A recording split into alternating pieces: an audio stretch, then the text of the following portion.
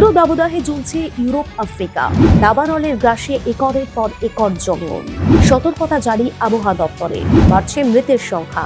কিভাবে সৃষ্টি হলো এই বিধ্বংসী দাবানলের লেলিহান শিখা গিলে খাচ্ছে দক্ষিণ পশ্চিম ফ্রান্স এবং স্পেনকে।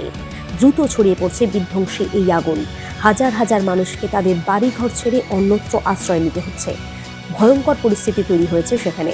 প্রবল তাপমাত্রা ইউরোপের কিছু অংশকে কার্যত ছারখাড় করে দিচ্ছে বলে জানা গিয়েছে, যার জেরে দাবানলের সৃষ্টি হয়েছে।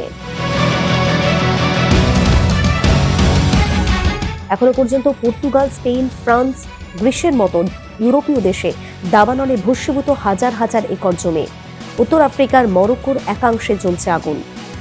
দানবাকৃতি আগুন নেভাতে যুদ্ধকালীন তৎপরতায় কাজে নেমে পড়েছেন দক্ষিণ পশ্চিম ইউরোপের ওই 4 দেশের পাশাপাশি মরক্কোর দমকল কর্মীরা। পশ্চিমী সংবাদ মাধ্যমের দাবি, আগুনের গ্রাসে চলে গিয়েছে 10,000 হেক্টরেরও বেশি জঙ্গলের গাছপালা।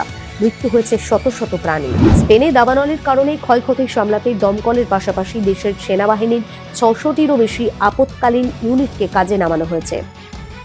শুধুমাত্র উত্তর পশ্চিম অঞ্চলেই 3,600 হেক্টর জমি দাবানলের গ্রাসে চলে গিয়েছে। ফ্রান্সের দক্ষিণ পশ্চিম অঞ্চলের 27,000 একর এলাকায় দাবানল ছড়িয়ে পড়েছে বলে জানা গিয়েছে। রবিবার দুপুরে ওই অঞ্চলের 14,000-এরও বেশি বাসিন্দাকে অন্যত্র সরানো হয়েছে। চলতি গ্রীষ্মে পর্তুগাল ও স্পেনে এটি দ্বিতীয় দাবদাহ চলছে। পর্তুগালে তাপমাত্রার পারদ ছুঁয়েছে 47 ডিগ্রি সেলসিয়াস, স্পেনে তা 45 ডিগ্রি সেলসিয়াস। আবহাওয়া এতটাই ভয়ানক যে সতর্ক বার্তা জারি রেখেছে সেখানকার হাওয়া অফিস।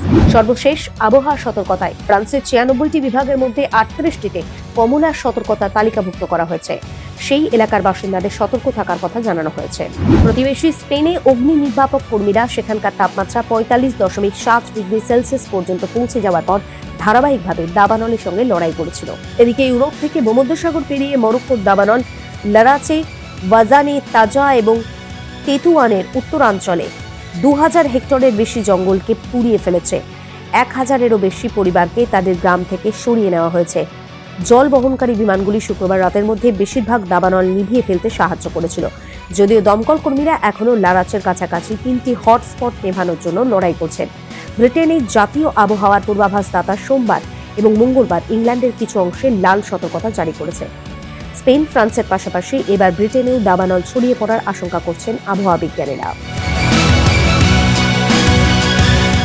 দাবানলের জেরে ক্ষয়ক্ষতি ছাড়াও তীব্র দাবদাহে শুধুমাত্র স্পেনেই 10 থেকে 15 জুলাই এই 5 দিনে 360 জন প্রাণ হারিয়েছেন বলে জানিয়েছে স্পেনের একটি চিকিৎসা কেন্দ্র।